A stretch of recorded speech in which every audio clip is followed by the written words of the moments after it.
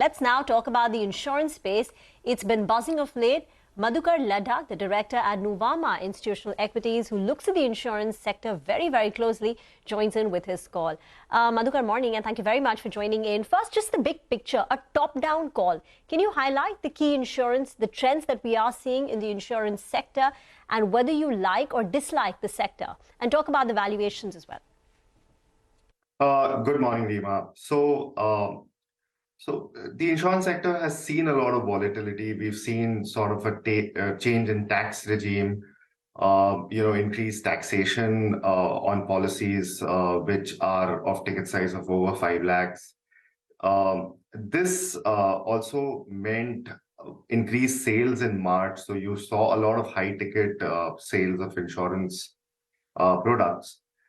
Surprisingly, this also shows the resilience of the sector, that despite a very strong March, April and May have been relatively good months for the private sector insurance players, and some of the unlisted private sector insurance players are really doing well. Premiums are growing at sort of 20% year over year. The listed guys' performance has been slightly more subdued. My sense is that there is inherent need for this product. Second, we're seeing regulatory regime become more favorable towards insurance companies. So commission caps have gone. You have total expense of management sort of regulations. They're giving more freer hand to these companies. You have now use and file. So the regulator is very pro-industry. That is also helping growth for these companies to come through. And valuations were very attractive after the budget. That, again, was very sort of favorable and helped these companies and made these stocks attractive for investors to go ahead and buy. And that's what, in my sense, has led to this recent rally that we've seen in these stocks. Madhukar, but where from now, what happens? You think they can? So I think the valuations are still quite comfortable. So an SBI Life trading at about 1.9 times price to EV, or an HDFC Life trading at about 2.4 times price to EV. On an FY25 basis is still very attractive and much lower than long-term averages. Of course, getting to the long-term average will take some time, because this year still we have a high base towards the end of the year, and VNB growth may not be as strong as what we've seen in the last couple of years. But nonetheless, I think the long-term view on the sector remains very solid. We have a lot of scope of increasing protection growth and increased guaranteed savings product sales. All these are good high-margin products, and I think that the sector should continue to do quite well. All right. Hi, Madhukar. Good morning. Nigel on this side.